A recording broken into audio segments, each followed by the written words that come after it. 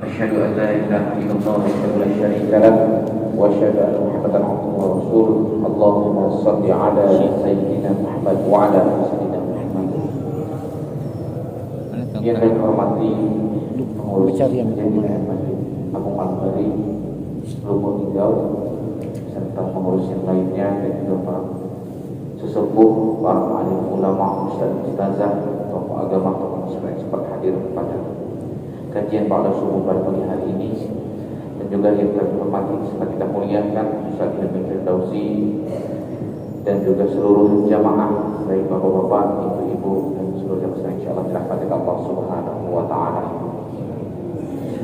Alhamdulillah, bersyukur kepada Allah Subhanahu wa taala. Di pagi hari ini Allah Subhanahu wa taala memberikan nikmat kepada kita bersama sehingga kita dapat melaksanakan kewajiban kita untuk salat subuh berjamaah. Insyaallah sebentar lagi kita akan mendengarkan kajian bersama Ustaz Firdausi. Mudah-mudahan dengan kita berkumpul duduk di majelis zikir, majelis ilmu sampai syuruk nanti insyaallah, dan ini akan dinilai pahala oleh Allah Subhanahu wa taala insyaallah.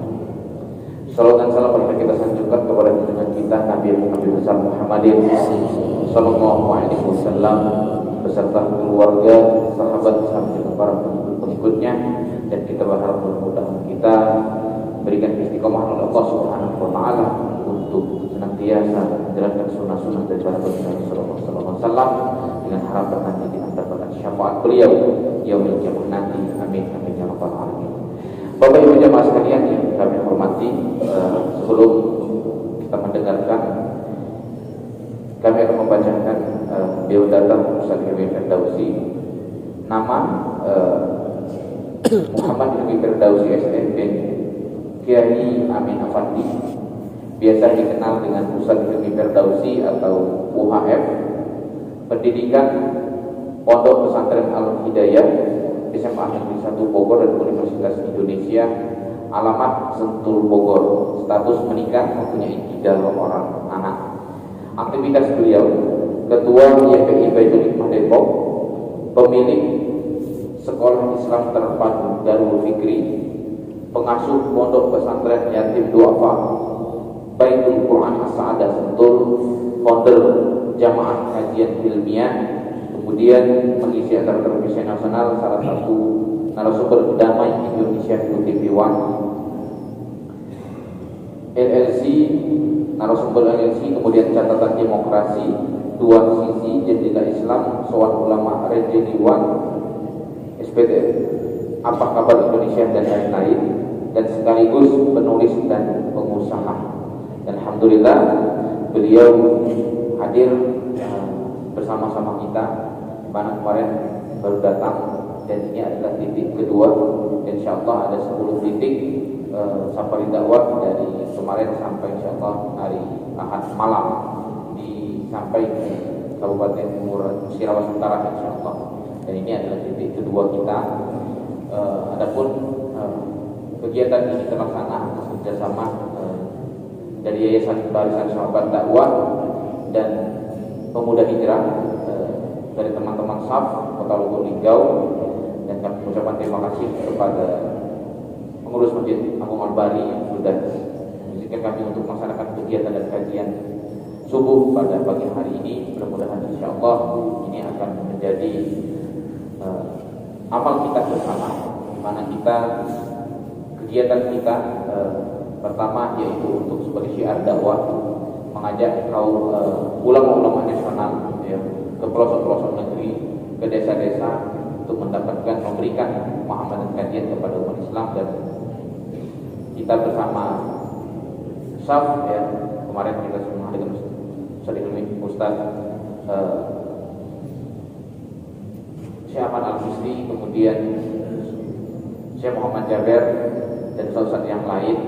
Alhamdulillah pada pagi hari ini bersama Ustaz Hilmi Firdausi. Kemudian pada saat ini juga kita lagi membantu saudara-saudara kita di Cianjur, di mana tim kita pada saat ini masih di sana. Kita ada program recovery namanya, recovery bencana, dan saat ini tim kita masih tinggal di sana membantu karena masih banyak saudara-saudara kita yang mengungsi, dan kita fokuskan karena ada salah satu pondok pesantren Darul Anwar yang terdampak gempa kemarin. Gedung pesantrennya hancur, tidak bisa melaksanakan proses belajar mengajar, dan kita dari Barisan Sahabat Dakwah keliling ya untuk menyampaikan dan mensosialisasikan kita ingin mengajak dan membantu mereka, ya, membantu mereka baik membantu sarana prasarana, kemudian makan daripada tim dan juga masyarakat yang masih di pengungsian. Maka sebelum kita mendengarkan nasihat dari Syekh Firdausi, kan ada tim kita yang keliling membawa kantong infak, dan insya Allah donasi yang terkumpul ini akan kita salurkan untuk saudara-saudara kita yang terkena dampak daripada bencana gempa di Cianjur. Dan mari sama-sama kita isi dengan salawat kepada jamaah untuk menyiapkan kedudukan terbaik. Silakan kepada tim dan jamaah untuk menyiapkan kedudukan terbaik. Sallallahu ala Muhammad, sallallahu alaihi wasallam, sallallahu ala Muhammad, sallallahu alaihi wasallam.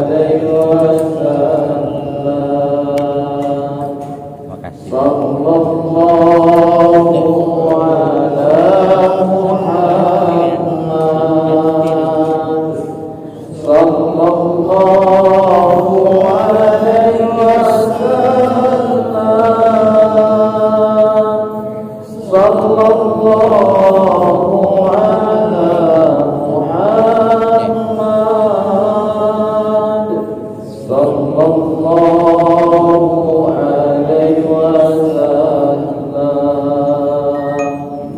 sallallahu ala Muhammad, sallallahu alaihi wasallam, sallallahu ala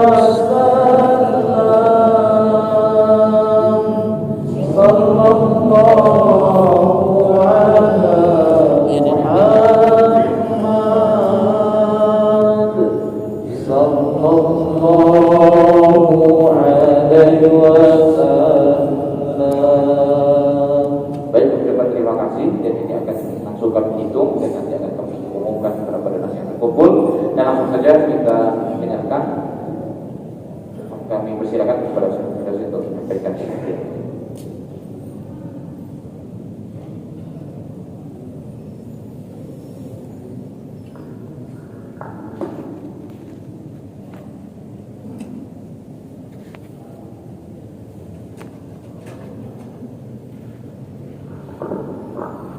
Bismillahirrahmanirrahim. Assalamualaikum warahmatullahi wabarakatuh. Waalaikumsalam.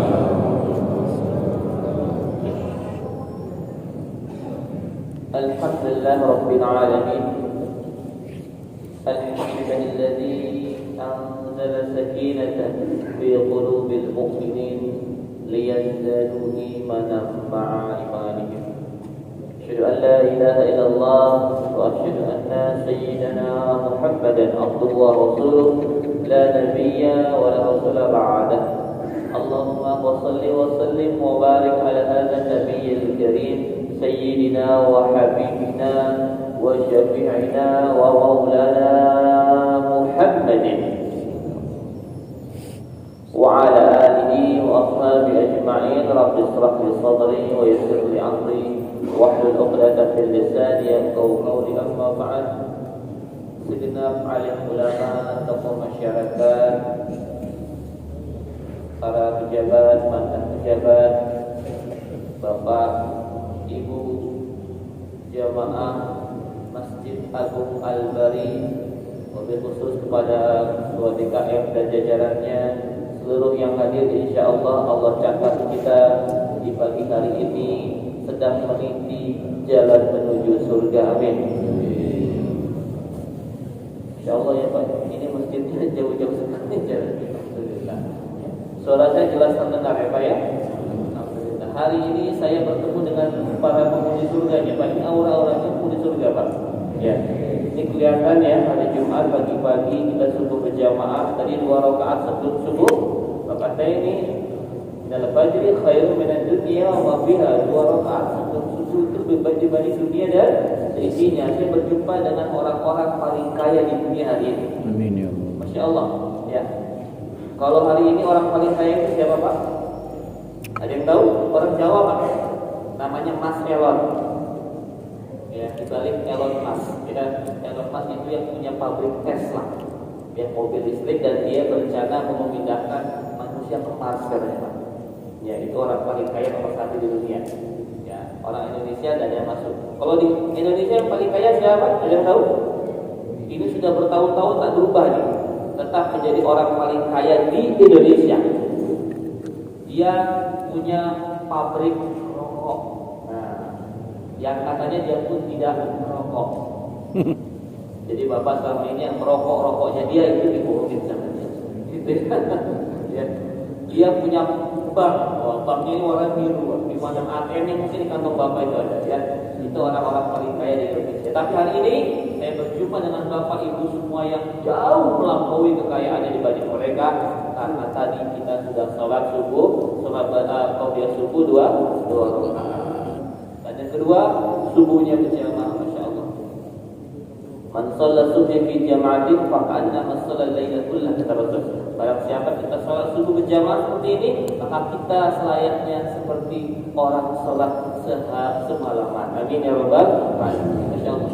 Makanya sholat subuh itu saya lihat yang hadirnya orang-orang tua semua Pak. Apa Lubuk Linggau ini ada mantan sekda di sini? Lubuk Linggau bagaimana demografinya?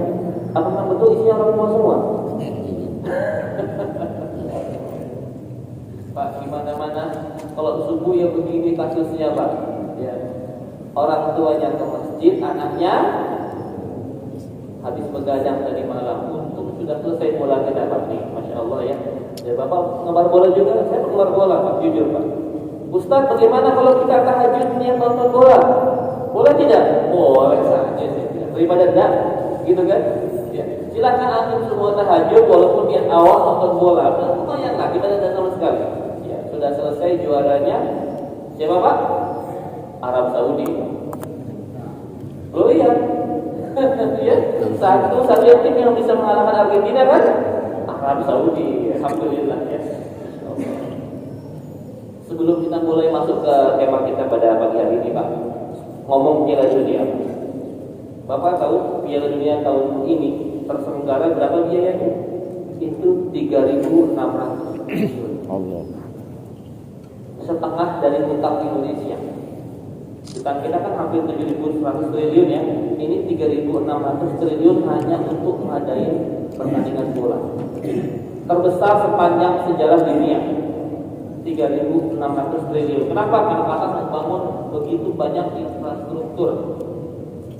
Dan yang kerennya, walaupun dicaci maki sana sini dibilang mubazir dan sebagainya, walaupun uang-uang mereka ya, tapi Masya Allah Bapak, report teman-teman kami di sana yang berkunjung ke sana, ya, yang orang Islam non Islam semua menyampaikan bahwa di Qatar itu bukan sekedar Piala Dunia, tapi Piala Dunia akhirat. Kenapa? Karena di situ ada dakwah yang luar biasa. Bapak tahu, orang Barat selama ini pandangannya selalu buruk tentang Islam. Jangan kita bicara tentang Indonesia ya. Orang-orang Barat memandang ini orang-orang yang terbelakang, miskin, hobinya kekerasan, teroris, bom dan sebagainya. Semua melekat kepada Islam. Namun ketika mereka berkunjung ke Qatar, disitulah ditampakkan Islam yang sesungguhnya. Allah Akbar. Di hotel-hotel tempat para supporter menginap itu disediakan berbagai macam fasilitas tentang Islam. Di antaranya kalau antum keluar dari kamar hotel itu ada semacam barcode, ya, QR code, tinggal di scan, nanti akan muncul tayangan-tayangan yang menjelaskan tentang Islam. Masjid-masjid dibuka lebar, orang-orang kafir pun boleh masuk. Yang penting Allah. Masya Allah. Mereka bingung Pak, kenapa setiap 5 kali dalam sehari itu ada musik-musik mereka bilang, ada nyanyian-nyanyian. Tapi beda nyanyiannya, mereka menyebutnya nyanyian. Padahal itu adalah azan yang sampai ke telinga mereka karena mengalun sepanjang hari 5 waktu itu akan terus setiap hari masuk sampai ke telinga mereka. Apa ini mereka penasaran? Mereka datang ke masjid, diperkenalkan oleh para dai di sana dengan kelembutan, mengenalkan Islam yang rahmatan lil alamin, makanya banyak yang bersyahadat. Konon beberapa waktu di awal-awal Piala Dunia 1 hari 1000 orang masuk Islam.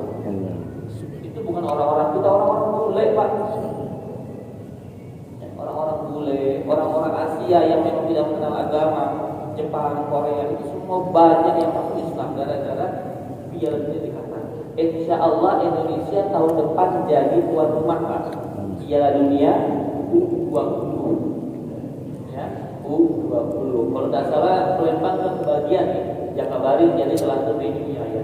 Ya semua kita bisa menampilkan Islam yang seperti itu juga. Walaupun saya nggak yakin, karena di sini kalau kita mau menampakkan Islam langsung dicap biasanya radikal. Gitu ya, Pak ya. Baik, itu intermezzo saja. Nah hari ini saya diminta panitia Ustaz di akhir tahun tema yang paling hits itu apa? Biasanya kalau akhir tahun itu ada namanya evaluasi gitu ya Pak ya. Kalau kita punya perusahaan di kantor pasti ada evaluasi tahunan. Kalau orang Islam menyebutnya dengan nama muhasabah. Hasibu al-fusakum qabla an tuhasabu. Umar menyampaikan seperti itu, wahai manusia, hisablah dirimu sebelum kalian dihisab. Pak, berhitung-hitung itu bagus Pak. Saya mau tanya Bapak Ibu sekalian, sehari semalam 24 jam Bapak Ibu kira-kira banyak dosa banyak pahala Pak? Ya, coba-coba semuanya di ujung-ujung sana, banyak dosa banyak pahala? Sepakat ya, kita ini banyak dosa. Saya ganti lagi pertanyaannya, kalau kita sudah banyak dosanya begini, pengennya ke surga apa neraka? Surga. Ulang lagi, kayaknya nggak nyambung. Banyak dosa banyak pahala. Pengen surga, pengen neraka? Surga. Nyambung nggak kira-kira? Kita semua sadar ya, kita semua sadar kita banyak dosa. Lebih banyak dosa kita dibanding pahala. Pas ditanya mau surga mau neraka, pengen ke Surga. Nah itu dia pertanyaannya. Saya mau tanya Bapak Ibu sekalian, Bapak sudah tahu pasti, sudah tahu. Nabi Adam kenapa diusir dari surga? Karena makan buah terlarang gitu ya. Iblis menyebutnya buah kulli itu bahasa iblis Pak. Buah keabadian itu bahasa iblis. Quran nggak menyebut buah kulli, ya buah terlarang. Jangan kau mendekati pohon buah terlarang ini. Satu dosanya, gara-gara tidak bisa menahan nafsu untuk tidak memakan buah itu, Adam dan Hawa diusir dari surga. Berapa dosanya? Satu ya. Satu diusir dari surga. Bapak Ibu berapa dosanya? 1 miliar. Adam saja satu dosanya diusir dari surga. Kita dosanya banyak mau ke surga, nyambung nggak? Nah, nggak nyambung nanti gini-gini. Kita ini terlalu overconfident. Apa itu kalau anak Betawi nyebutnya, anak Jakarta nyebutnya kepedean. Kita kepedean bakal masuk surga. Yang kita pikirkan tiap hari, mohon maaf, tadi Bapak bangun tidur, kita bangun tidur yang kita baca doa kan, alhamdulillahilladzi ahyana ba'da ma amatana wa ilaihi nusyur. Kenapa demikian? Kita bersyukur Allah hidupkan kita lagi pagi hari ini. Kenapa? Semalam kita habis mati ya Pak. Betul Pak? Bapak mati, kita mati semalam Pak. Kalau kata handphonenya di turn off, kalau kata komputer di shutdown, mati. Allah hidupkan lagi tadi kita pagi. Karena ada juga Allah tak menghidupkan lagi orang yang tidur semalam. Tidur selamanya. Ada yang Allah bangunkan kita untuk apa Pak? Untuk mengasih kesempatan kepada kita, hai manusia, taubat. Tapi ada orang bangun tidur yang dia pikir bukan dia sekedar ke masjid Pak. Yang dia pikir dagangan saya untung tidak hari ini. Kita sibuk pikir dunia, Pak. Sibuk mengumpulkan harta dunia, mobil mewah, rumah mewah, segala macam deposito miliaran. Saya mau tanya Bapak Ibu sekalian, nanti kita meninggal dunia apa yang kita bawa? Bapak Ibu punya mobil, ada yang punya mobil 3. Nanti kalau meninggal yang dibawa berapa mobilnya? Bukan mobil Bapak. Satu tuh bukan mobil Bapak. Betul ya? Apa di sini ada penyambulan? Saya mau tanya, di antara begitu banyak mobil Bapak, adakah satu mobil yang warnanya putih-putih, ada wiu-wiunya di atas? Ada? Itu mobil kita nanti, Pak. Ya? Mobil kita plus di dalamnya ada keranda. Saya mau tanya Bapak Ibu, saya lagi mohon maaf, ada yang punya keranda di rumahnya? Tidak ada. Itu juga kendaraan kita nanti. Kita dibungkus pakai apa nanti? Kain kafan. Ibu-ibu di belakang saya, alhamdulillah. Ibu-ibu, baju di rumah banyak, Bu. Pak suami saya tanya, lemari kita di kamar ini berapa pintu, Pak? 1, 2, 3 ya, Pak ya? 3 apa 4 kadang-kadang ya? 4 pintu lemari kita di kamar suami istri. Itu biasanya, Pak, jatah istri berapa? Berapa pintu? 3,5. Iya, 3,5. Setengah pintu buat suami. Ibu-ibu jauh lebih banyak pakaian dibanding bapaknya, betul ya, Bu? Sedang apa saja, Bu, saya tahu ibu kenapa? Karena ibu-ibu tuh matching, Pak. Kalau laki-laki itu bajunya standar lah, Pak, gamis, koko, warna putih, hitam, hijau, kayak ibu-ibu enggak begitu, Pak. Gamisnya, jilbabnya, atasan, terusan, semuanya bawahan harus matching. Ya. Jilbabnya banyak, gamisnya banyak, segala macam itu perempuan. Motifnya banyak, kembang-kembang, kotak-kotak, polkadot. Ibu-ibu saya tanya, nanti ibu kalau meninggal pakai baju yang mana? Putih.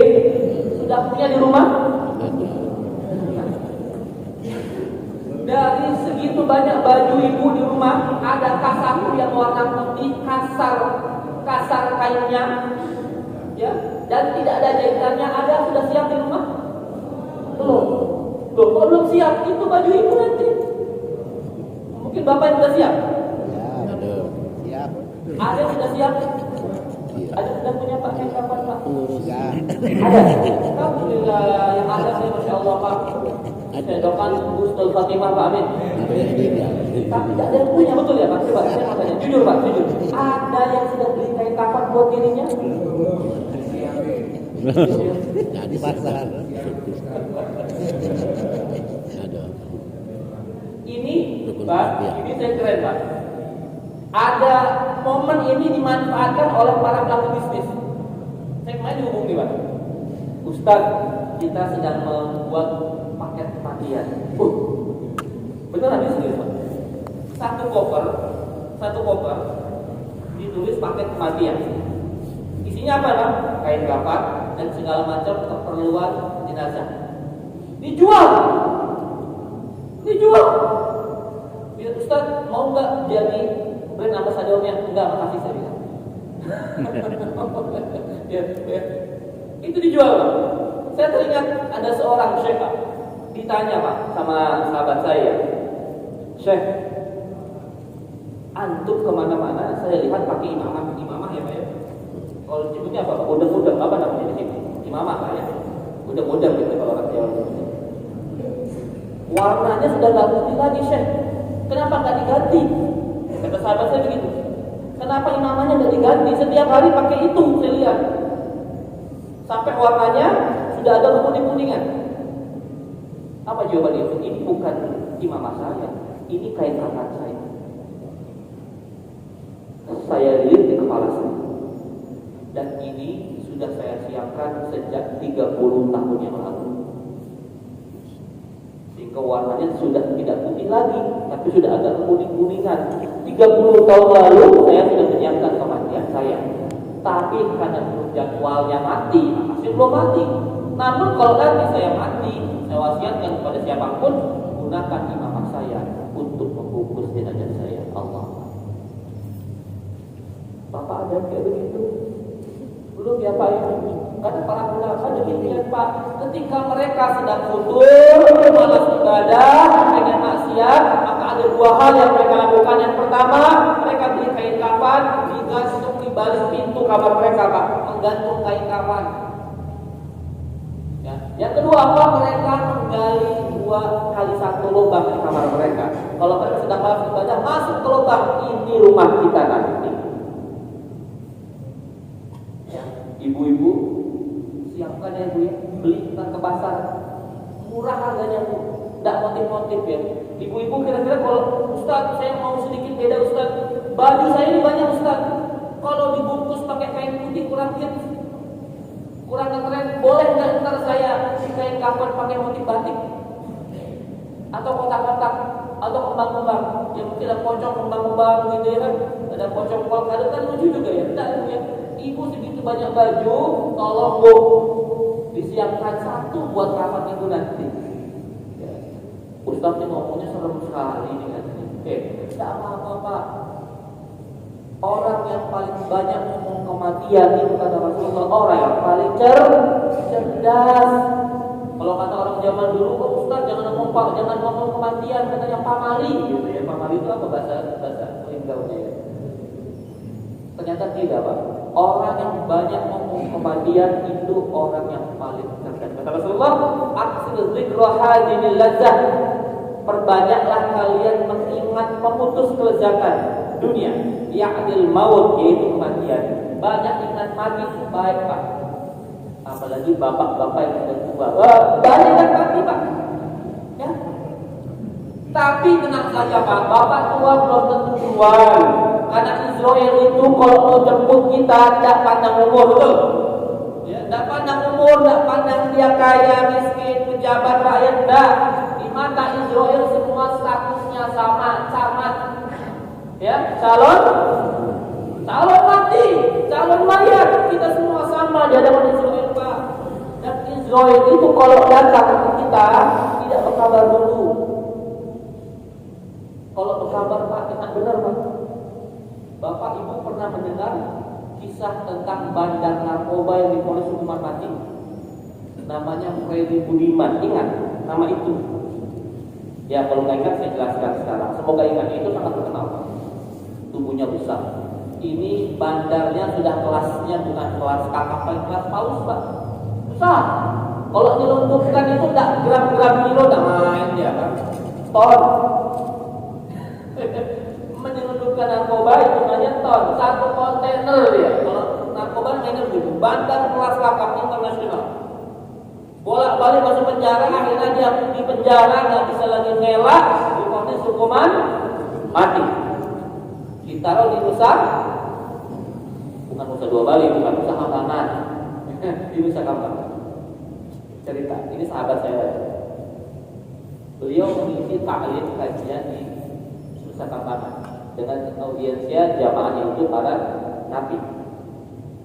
Ceramah, beliau melihat ada seseorang baju putih-putih yang berjanggut, setiap saat menangis gitu kan. Dia nggak kenal karena tubuhnya itu nggak seperti yang ini kan gede tanggung, udah kurus, sudah biasa. Ditanya sama kepala penjara sipil dia, Pak itu siapa? Sepanjang tadi saya ceramah kok menangis terus. Ustaz, itu Freddy Budiman. Allah, Freddy Budiman. Kenapa dia menangis? Dia alhamdulillah semenjak kita di sini di Polres Hukuman Mati taubatan nasuha sebenarnya berubah drastis. Pakaiannya seperti itu, sholatnya tepat waktu. Ketika ada pengajian, pasti ada pengajian, ikut di situ dia. Menangis setiap saat. Bahkan menjadi contoh para nabi yang lain. Begitu katanya. Allah Allah. Sampai saatnya divonis, sampai saatnya dieksekusi Pak. Ya. Biasanya kalau orang mau dihukum mati itu ada permintaan terakhir, betul? Ada yang pernah di sini? Jangan apa ya? Belum ya Pak. Permintaan terakhirnya apa? Ada yang tahu? Kalau orang saya mau makan enak, saya mau segala macam ketemu istri dan sebagainya, dia permintaan terakhirnya apa? Permintaan terakhir sang Freddy Budiman adalah dia mau dihukum mati tanpa ditutup matanya. Ya. Biasanya Pak, kalau orang dieksekusi ditutup matanya. Ada 12 regu penembak yang ada pelurunya cuma satu. 12 itu kadang-kadang ada 10 orang yang tergantung aja jumlahnya. Itu tidak semua ada pelurunya Pak. Kenapa demikian? Jangan sampai ada perasaan bersalah dari para eksekutor. Makanya mereka nggak tahu itu senjata siapa yang ada pelurunya. Dia minta tutup matanya itu dibuka. Ditanya, kenapa kok dibuka? Aku ingin melihat dosa-dosaku selama aku hidup melebur bersama taubatku hari ini. Masya Allah. Akhirnya di balai eksekusi jam 12 malam melihat dibuka matanya, ditembak meninggal dunia. Yang terjadi ini kesan-kesan real ya, banyak cerita langsung, cerita dari para pengurus di Nusa Kambangan bahwa jenazah beliau itu mengeluarkan bau harum wangi semerbak Pak. Ketika diangkat kan tubuhnya masih besar Pak ya, itu sangat-sangat ringan dan beliau mati dengan keadaan tersenyum ceria sekali. Seorang Freddy Budiman yang mungkin kalau begitu dosa mungkin tidak terhitung dosanya Pak, tapi di ujung hidupnya dia bertaubat kepada Allah Subhanahu Wa Taala. Husnul khotimah. Enak Pak.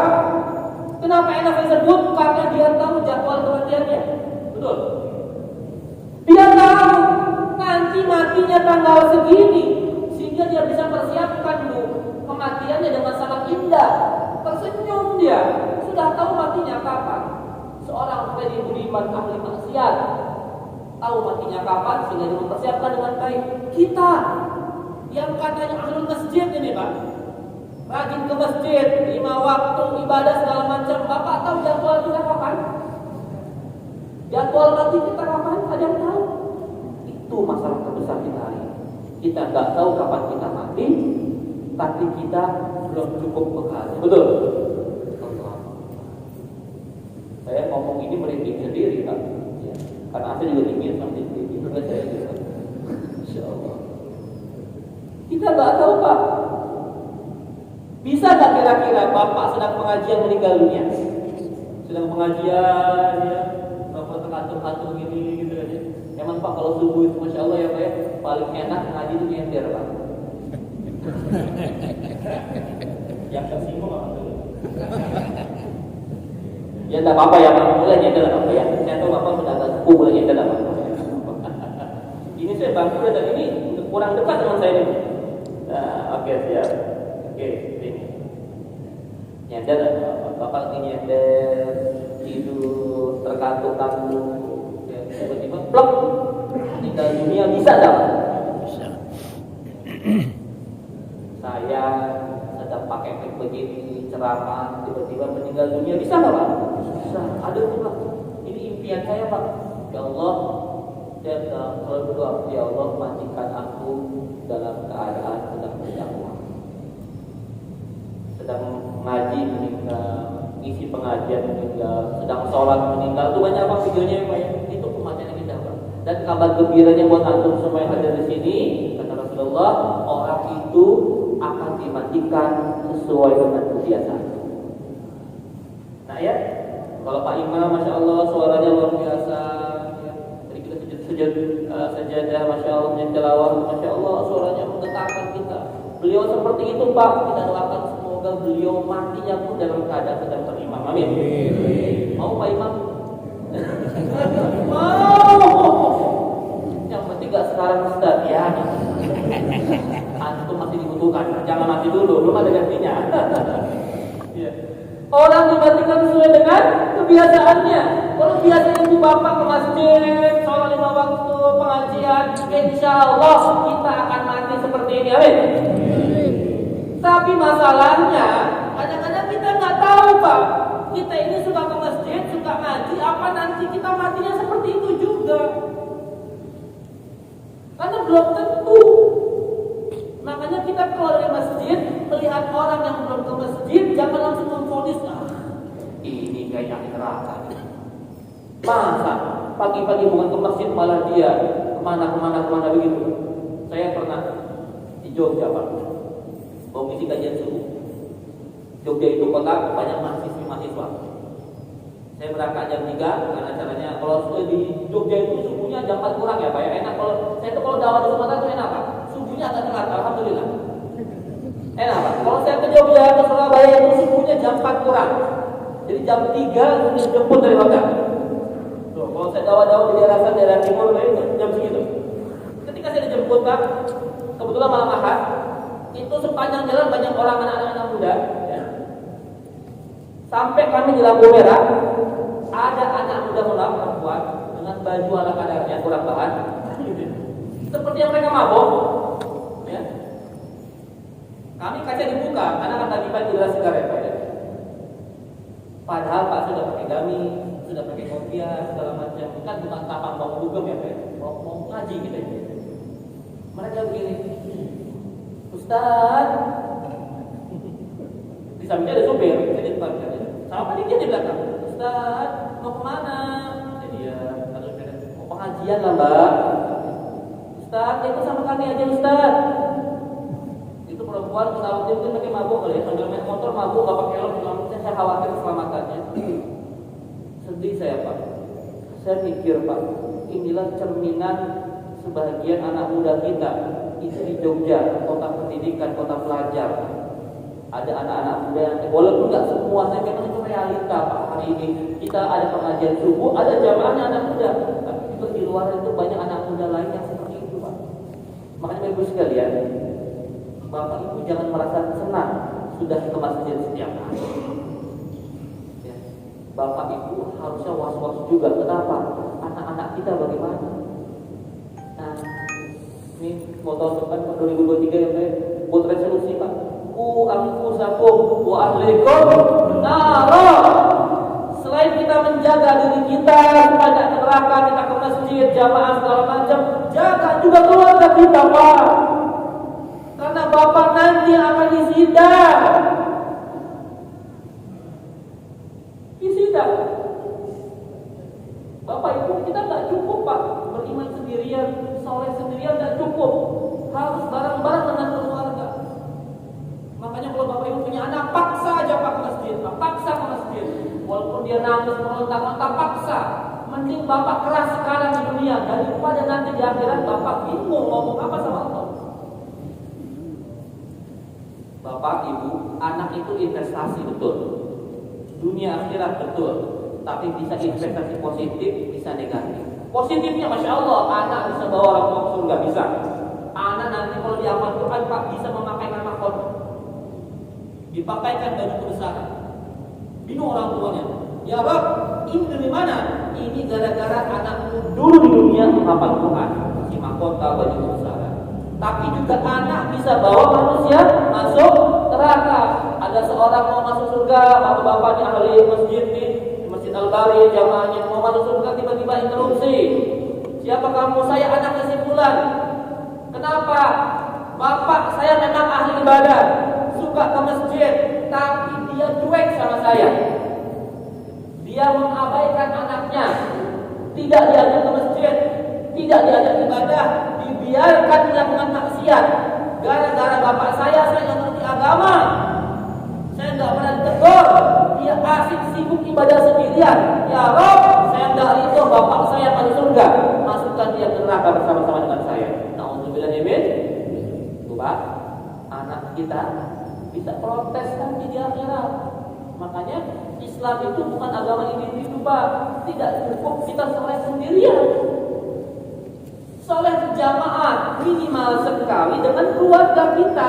Makanya kalau ke masjid ajak istri, ajak anak ke masjid. Di sini mohon maaf, siapa yang suami istrinya lengkap ada? Ke masjid dua-duanya ada ya? Alhamdulillah. Oh ibu keren. Ibu, coba yang ada suami di sini Bu. Oh banyak. Alhamdulillah berkah ya Bu. Ibu masih ada nggak suami yang di rumah sholatnya? Kalau masih ada, ini pesan dari saya, ibu nanti pulang ke pasar beli buku warna pink, kasih buat suami solehan namanya. Ya, laki-laki di Ligau ini tolong subuh berjamaah di masjid. Ya, ini indikator Pak, indikator pembeda antara kita orang beriman dan orang munafik loh Pak. Subuh di masjid. Ya sampai kata orang-orang Yahudi, kita gak akan takut sama umat Islam, gak takut kita baru akan takut sama umat Islam saf kalau jamaah sholat subuhnya seperti jamaah sholat Jumat. Tuh, kalau di sini loh masih lama ya begini ya Pak. Ya Pak ya. Tugas kita memang Pak menemukan saf-saf di subuh hari, masya Allah. Jadi itu yang harus kita lakukan, mempersiapkan bekal sebanyak mungkin untuk akhirat kita. Ya, karena Israel itu datangnya kapan saja, tiba-tiba tidak ada peringatan dan tidak menunggu taubat kita. Israel datang tidak menunggu taubat kita, tidak menunggu cukup apa tidak bekal kita. Pak, saya tanya Pak, kan misalnya banyak, bekalnya cukup nggak Pak ke surga Pak? Cukup ya? Alhamdulillah kalau cukup sebaik. Tapi sebaiknya kita selalu merasa tidak cukup Pak. Kalau ngomong tentang bekal akhirat, sholatnya nggak khusyuk. Ya. Tadi Bapak saja, kalau imamnya kayak Pak Imam ini, masya Allah, khusyuk Pak, enak sholatnya. Karena kalau semua imamnya sebagus beliau itu nikmat sholatnya ya. Karpetnya empuk, AC-nya dingin, nyaman Pak. Kita ini lama-lama di masjid. Ya, tapi tidak semua masjid seperti Al-Bari ini Pak. Karena saya kan berkunjung ke mana-mana yang banyak, sebagian itu masih sangat menyajikan masjidnya. Sudah menyajikan masjidnya, imamnya pun tak diseleksi. Ya. Mentang-mentang mungkin dia sepuh di situ, paling senior di situ, dia masuk jadi imam. Bacaannya kacau beliau. Kacau balau bacaannya. Ya. Makanya imam memang harus baik Pak. Apa imam itu jadi faktor untuk mengkhusyukkan jamaah. Masya Allah ya, jadi Pak Imam apresiasi buat antum luar biasa, mampu membawa kita hanyut. Begitu Pak. Salat kita Pak, perbaiki Pak. Awalul ma yuhasabu fil abdi yaumil qiyamah shalah. Ibadah pertama yang akan dihisab Allah nanti di akhirat adalah salat. Kalau baik salatnya, insya Allah baik juga amal yang lainnya. Kalau rusak salatnya Bu, rusak juga amal yang lainnya. Makanya salat jangan kalau sholat, kalau kenanya dicuci, ya, dibuat wangi-wangi. Bapak-bapak pun demikian, gamisnya yang wangi, baju koko yang wangi, sarung yang wangi, sejadah yang wangi, supaya kita bisa lama-lama dalam sholat kita. Jangan buru-buru. Ya. Allahu Akbar. Kenapa begini? Ada yang tahu? Kenapa takbir begini? Enggak bikin Allahu Akbar. Takbir begini. Artinya wahai dunia, engkau aku letakkan di belakang, jangan masuk ke pikiranku. Aku mau konsentrasi, mau khusyuk pada Tuhanku. Itu Pak. Allahu Akbar. Dunia diletakkan di belakang kita, jangan masuk ke sholat kita. Itu seharusnya idealnya seperti itu. Apa kenyataannya? Allahu Akbar, baru bersedekah begini Pak, langsung semua dunia masuk ke otak kita, betul? Ya Pak ya. Ibu kalau sholat melayang kemana-mana, bapak juga demikian. Semua dipikirkan lagi sholat. Sampai kunci motor yang tak ketemu Pak, ketemu lagi sholat. Betul? Allahu Akbar ya. Jadi kunci motor sehari gak datang Pak. Lagi sholat, masya Allah Ustaz, ini petunjuk dari Allah. Dari setan. Ya iya Pak, dari kunci tidak mungkin. Sibuk kita mikir bisnis kita bagaimana, segala macam. Ibu pun mikir Allahu Akbar, jemuran belum diangkat, masa mikir jemuran itu? Ya. Allahu Akbar, mau masak apa nanti siang, dipikirkan semua Pak. Dan setan itu Pak, licik, jauh lebih cerdas dibanding manusia. Setan akan mengganggu kita, sholat kita, dengan apa yang menyibukkan pikiran kita. Makanya kan dikosongkan manusia. Kalau pedagang sibuk dengan pikiran dagangannya, Allahu Akbar, udah agak mikir ya, lalu sholat mikir dagangan. Ibu-ibu juga gitu, memikirkan masalah rumah tangga. Ustaz juga gimana? Sama. Memang setan nggak goda Ustaz, goda Pak. Setannya pun Ustaz. Ya level Ustaz setannya Pak. Kejadian sama saya Pak. Di sebuah masjid besar Sumatera Barat. Ya. Saya ada kajiannya kajian dadakan di luar schedule saya maghrib, pada maghrib kajian. Tadi saya cuma mau sholat aja. Ya, tiba-tiba saya ngisi kajian, tak ada maghrib. Saya Pak, kebiasaan saya jarang mau jadi imam kalau ada imam rawatib, kecuali dipaksa.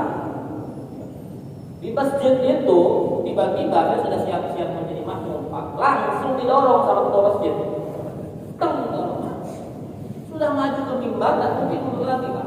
Ya, pantang mundur gitu. Ya Pak, jangan Pak. Udah Ustaz mumpung ada Ustaz lain. Ya. Saya sudah memikirkan nanti saya mau ceramah apa, karena ini materi baru yang harus saya pikirkan dulu. Nanti saya mau ngomong apa begitu ya Pak ya. Mikir saya. Tapi jadi imam Pak. Alhamdulillahnya saya baca semua lancar. Karena sudah mungkin saya baca Ar-Rahman Pak, selesai. Alhamdulillah aman. Ar-Rahmannya aman, nggak ada yang salah, ayatnya nggak ada yang putus, aman, selesai. Tapi saya lupa rokaatnya. Dua per tiga. Lupa akhirnya Pak. Ya subhanallah, Allah Akbar. Saya nggak mau lagi jadi imam Pak, kalau nggak dipaksa. Ya. Itu Pak, Ustaz digoda dengan pikiran nanti mau ceramah apa. Begitu Pak. Seseorang akan digoda sesuai dengan apa yang dia pikirkan. Itu setan. Karena itu kosongkan dulu kalau mau sholat. Kosongin dulu. Anta'budallaha ka'annaka tarahu, fa illam takun tarahu fa innahu yaraka. Gitu Pak. Rasa khusyuk. Engkau beribadah seakan-akan engkau melihat Allah Subhanahu wa taala. Kalau tidak bisa, yakinlah bahwa Allah sudah melihat kita. Ya Pak, sholat ibu bapak, perbaiki kualitas sholat kita. Ini pertaruhan Pak Ibu sekalian. Karena sholat ibadah pertama yang akan Allah hisab. Sholat, apalagi Pak? Setelah itu perbaiki sedekah kita. Sedekahnya. Insya Allah setelah ini teman-teman dari panitia akan berkeliling lagi untuk menawarkan program sedekah pembibitan 1 juta penghafal Quran. Perbaiki sedekah kita. Bapak Ibu sekalian tahu orang-orang sudah meninggal dunia apa intinya? 2 di surah Al-Munafiqun. Wa anfiqu mimma razaqnakum min qabli an ya'tiya ahadakumul maut wa yaqul rabbi laula akhartani ila ajalin qarib fa asaddaq. Orang mati pengen sedekah. Impian orang mati pengen sedekah. Jadi bapak sebelum mati banyakin sedekah Pak. Karena kalau sudah mati nggak bisa sedekah Pak. Ya. Orang mati mimpi saja mereka kan nggak mungkin tiba-tiba ada pocong sedekah begitu, nggak mungkin. Ya. Jadi bapak sedekah, ya. Perbaiki sedekahnya. Ustaz, kalau sedekah bagusnya disir apa disarankan? Boleh. Boleh? Disarankan bagus. Ya. Terang-terangan bagus. Diam-diam juga bagus. Yang terbagus itu diam-diam nggak sedekah. Ya, sedekah terang-terangan bagus. Untuk apa? Memotivasi jamaah lain supaya ikut sedekah. Yang penting jaga hati, jangan sampai ria. Diam-diam jauh lebih bagus. Warajulun wasaddaqa bisadaqatin akhfaha. Disembunyikan hatta la ta'lamu shimalu ma tunfiqu yaminu. Dijamin ke surga orang yang bersedekah dengan tangan kanannya dia sembunyikan sampai tangan kirinya nggak tahu apa yang disedekahkan. Sedekah diam-diam keren, sedekah terang-terangan juga bagus, gitu ya. Perbaiki sedekah kita. Apalagi Pak, yang paling penting nih Pak, buat apa? Terakhir dari saya, selain kita memperbaiki ibadah makhluk kita, kemudian kita Allah Subhanahu wa taala, yang paling penting juga Pak untuk tahun depan ya Pak, perbaiki hablum minannas kita kepada manusia, hubungan antar sama manusia, karena ini juga yang bisa bawa kita ke surga. Ada cerita Pak, ada seorang sahabat ngadu sama ya Rasulullah, aku punya tetangga emak-emak, ibu-ibu ahli ibadah, masya Allah, kayak ibu begini, ahli ibadah, tapi dia jahat sama kucing. Apa kata Rasulullah? La khayra fiha wa hiya finnar. Tak ada kebaikan sama perempuan itu dan dia masuk neraka. Ibu ahli ibadah, ibadahnya enggak laku di hadapan Allah Subhanahu wa taala. Kalau dia jahat sama makhluk yang lainnya. Kalau jahat sama kucing saja bisa masuk neraka, apalagi jahat sama manusia. Hati-hati Pak, tak cukup Pak ibadah kita Pak, tak cukup. Kata Rasulullah, sungguh ibadahku ini tidak bisa membawa ke surga, termasuk juga diriku kata Rasulullah. Melainkan rahmatnya Allah Subhanahu wa Allah ternyata bisa bawa kita ke surga. Dan Allah itu mengasihi kita kalau kita mengasihi sesama. Irhamu man fil ardi yarhakum man fis sama. Bapak kasih yang di dunia, Allah akan mengasihi kita. Jadi perbaiki hubungan kita dengan sesama manusia, perbaiki akhlak kita, ya Pak ya. Jangan gara-gara berbeda berantem. Bapak Ibu, saya capek Pak. Ketika saya keliling dari Aceh sampai Papua Pak, selalu mendapati ada masalah yang hampir-hampir mirip sama Pak. Masalah perbedaan furu'iyah membuat terpecah belah. Sedih saya Pak. Orang-orang lain sudah memikirkan bagaimana pergi ke bulan, ke Mars. Kita masih sibuk masalah kunut dan kunut, ya. Masalah bismillah dizaharkan, disirkan. Masalah wiridnya pakai usul apa tidak, segala macam juga Pak. Masih kayak begitu membuat terpecah belah. Alhamdulillah. Ya, jangan gara-gara kita beda furu'iyah terpecah belah, nggak mau tegur-teguran, nggak mau senyum, segala macam. Sedih Pak. Umat Islam kayak begitu Pak. Sudah ya Pak ya, bertoleransi akan perbedaan. Baik, Bapak sekalian, terima kasih sudah bel, sudah syuruk, sudah selesai waktu saya, insyaallah akan dilanjutkan oleh Ustaz Syafii. Terima kasih. Assalamualaikum warahmatullahi wabarakatuh. Waalaikumsalam warahmatullahi wabarakatuh. Terima kasih. Nasihat beliau dapat kita amalkan dan sempat untuk kita bersama. Bapak Ibu jemaah sekalian, kami